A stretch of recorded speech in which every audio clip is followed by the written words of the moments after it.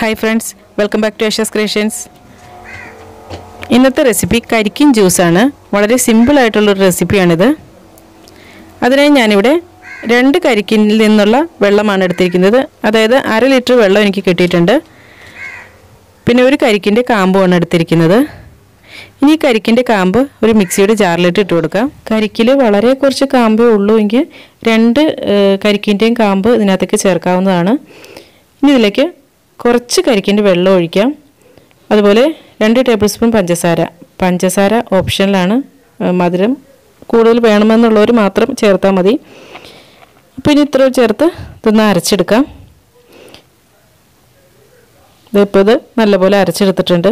കൂടുതൽ വെള്ളം ഒഴിച്ച് അപ്പോൾ തന്നെ അരച്ചെടുത്തിട്ടുണ്ടെങ്കിൽ ചിലപ്പോൾ അത് അരഞ്ഞു വരാൻ പ്രയാസമായിട്ട് വരും. ഇനി ബാക്കിയുള്ള കരിക്കിൻ്റെ വെള്ളം കൂടി ഒഴിച്ച് ഒന്നുകൂടി ഒന്ന് അരച്ചെടുക്കാം. കരിക്കിൻ്റെ വെള്ളം കുറച്ച് കിട്ടിയുള്ളൂവെങ്കിൽ അതിൻ്റെ കൂട്ടത്തിൽ കുറച്ച് സാധാരണ വെള്ളം കൂടി ചേർത്ത് അരച്ചെടുത്താലും നല്ല ടേസ്റ്റ് ആയിട്ടുള്ള കരിക്കിൻ ജ്യൂസ് തന്നെ കിട്ടും.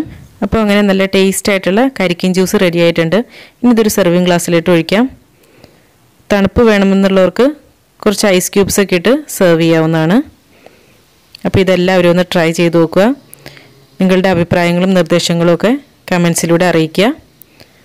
വീഡിയോ ഇഷ്ടമായി ലൈക്ക് ചെയ്യുക. ഇതുവരെ ചാനൽ സബ്സ്ക്രൈബ് ചെയ്തിട്ടില്ലെങ്കിൽ സൗജന്യമായിട്ട് ഇപ്പോൾ തന്നെ സബ്സ്ക്രൈബ് ചെയ്യുക. കൂടെ ബെൽ ഐക്കൺ കൂടി ക്ലിക്ക് ചെയ്യുക. എങ്കിൽ മാത്രമേ ഞാനിടുന്ന വീഡിയോസിൻ്റെ നോട്ടിഫിക്കേഷൻസ് നിങ്ങൾക്ക് ലഭിക്കുകയുള്ളൂ. അപ്പോൾ നല്ലൊരു റെസിപ്പിയുമായി വീണ്ടും കാണാം. എല്ലാവർക്കും നല്ലൊരു ദിവസം ആശംസിക്കുന്നു. താങ്ക്